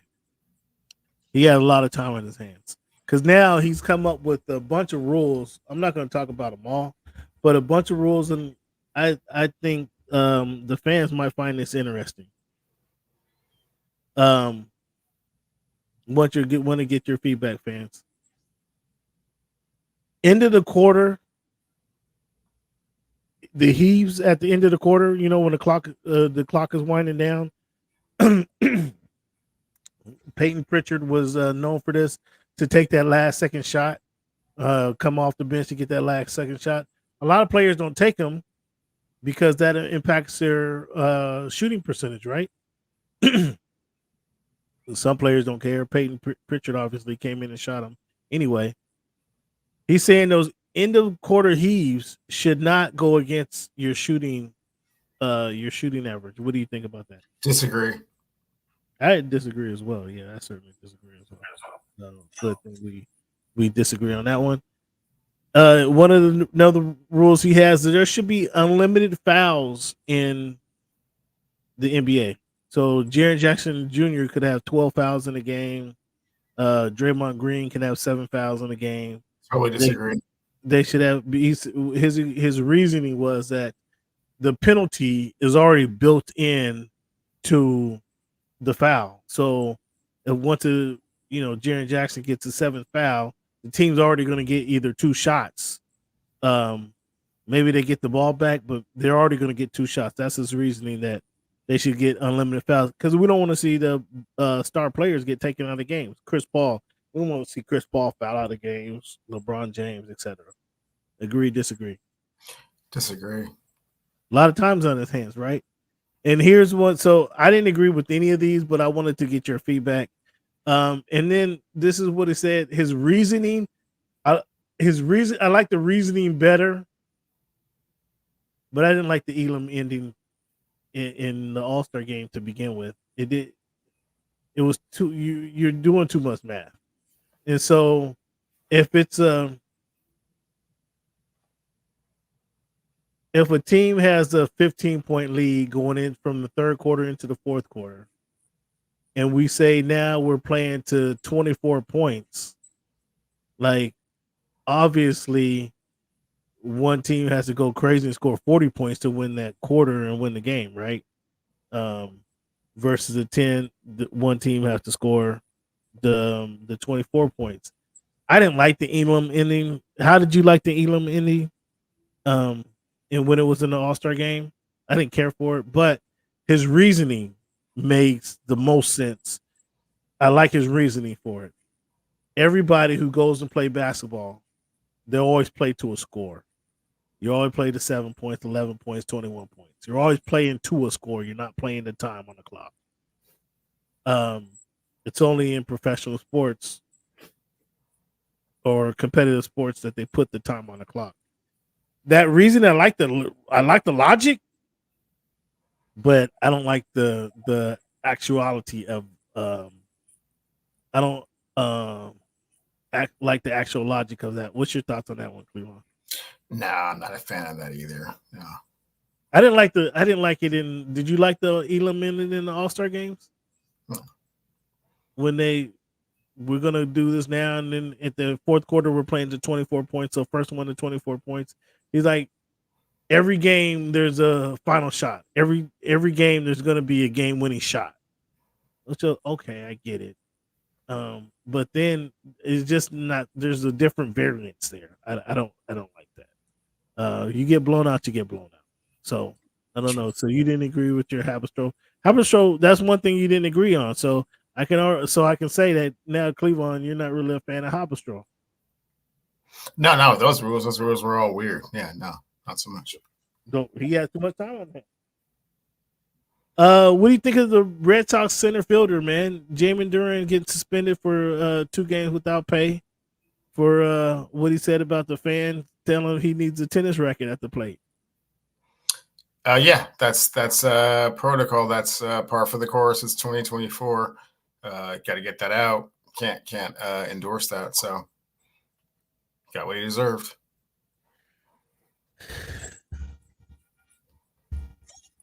Something gets said on the field, Cleveland, that really shouldn't be legislated.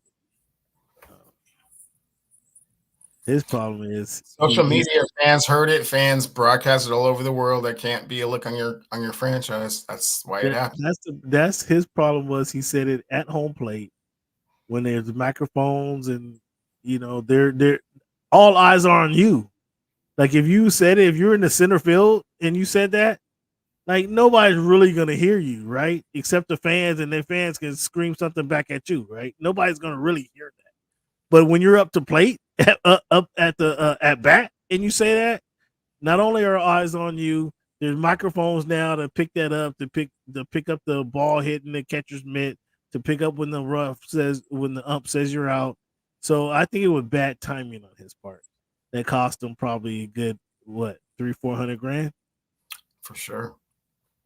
Anything else? Do you do anything else to him? No, that's it. He learned his lessons. Can the Mariners catch the Astros, Cleveland? Not sure. They play great, one weekend, and then they, again, struggle to score runs. So it will be up to whether this outfield can produce the way it's capable of producing. Otherwise, it'll be a sad ending. Well, you got your guy back, A-Rod. He came back and went, or J-Rod, excuse me. He came back and went 0 for 5. I mean, is that just the first game jitters, or did he ever go to AA or AAA? First game jitters. So he had 2 hits yesterday. He had 2 hits today. So he's back. I mean, what do you go? 2 for 5 or what? It's 400. So yeah, both games. Yeah. So the Mariners right now, 63, 57, 6-4 their last 10 games. That's what they did the previous 10 games, those 6-4. 52% winning percentage. And they're a game and a half back of the Astros. I mean, do you got money on them making up that difference? No. What are your storylines for the second half of the season, Cleveland, in the Major League Baseball? What should the fans be looking towards? Seeing if the Yankees, the Mariners, the Dodgers, and the Braves can make the playoffs, win a World Series. You said Yankees, Mariners, and Dodgers. Well, Dodgers are making the Shohei is already there. Shohei is back and better than ever. What are you talking about? I mean, Mookie Betts is back in action now. I mean, come on, leave the Dodgers alone.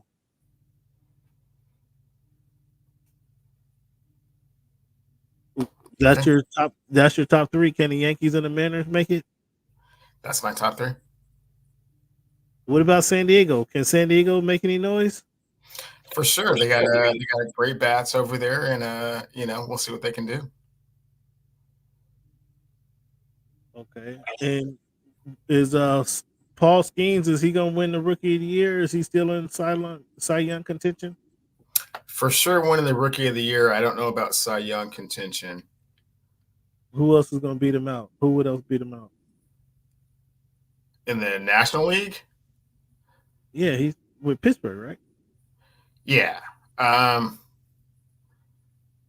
He hasn't pitched a full season, so I'm not quite sure who the next best pitcher in the National League is. Forgive me. I mean, if Shohei start pitching, he'd be the best pitcher in the National League again, right? Sure would. You say it facetiously, but Shohei is ready to go again. Your home run prop bets have been doing pretty well. Who's your home run? Who you have? Who you been taking? So the Mariners, they're gonna finish the season 500 right now.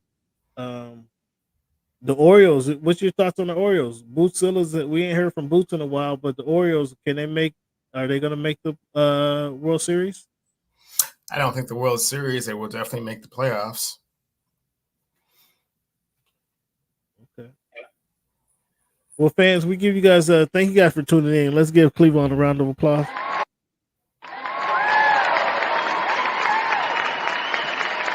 Also want to give a new friend of the show, Dave McMenamin, round of applause for joining in. Hopefully you got some insight of who he is and the work he's done. Cleveland got his question answered about the Lakers not being a destination place. Dave didn't like that. He didn't take too kindly. I noticed. To that, if you noticed that or not. I did. So fans, let's give Cleveland a round of applause dealing with the heat over there. Each and every week, man, we give you the number can at the beginning of the show. We give you this week in history, and then we like to end the show with a quote, just a quote to help you guys. Soto, Kyle Gunner, huh? You got any picture? You got any suggestion for him, Cleveland?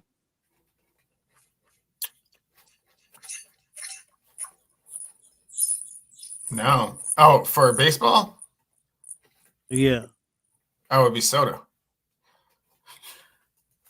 I mean, what question did you want us to ask, man? We gave you some puff stuff for LeBron. What did you want us to ask? Is this his last year? I mean, come on, man. We can't hit the guy with the make him look bad on his first night on the show. That ease into that stuff. So here's a quote I have for you guys this week, though. I learned that if you want to make it bad enough, no matter how bad it is, you can make it. That's Gail Sayers. I learned that if you want to make it bad enough, no matter how bad it is, you can make it.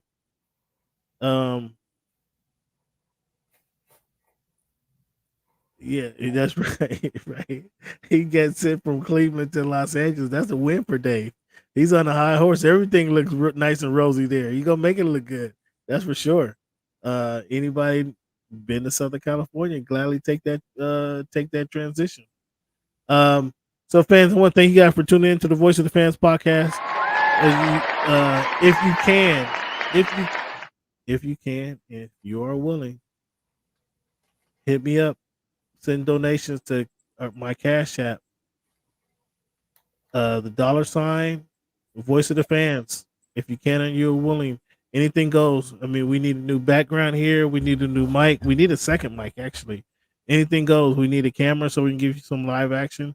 Any donations, except everything through Cash App. So you can send $2.59, Cleavon, or you can send $13.59. It all counts. Cash App and the $, Voice of the Fans. If you can and you are willing, appreciate you guys' assistance. Thank you guys, Bootzilla. Thank you, Barry, MJ Lever, SB23. Appreciate you guys for tuning in. Cleveland, thank you for your time as well. And we only have a couple more weeks to our fantasy football special draft show. That'll be coming up in a couple weeks. So thank you guys for your time. What's this here?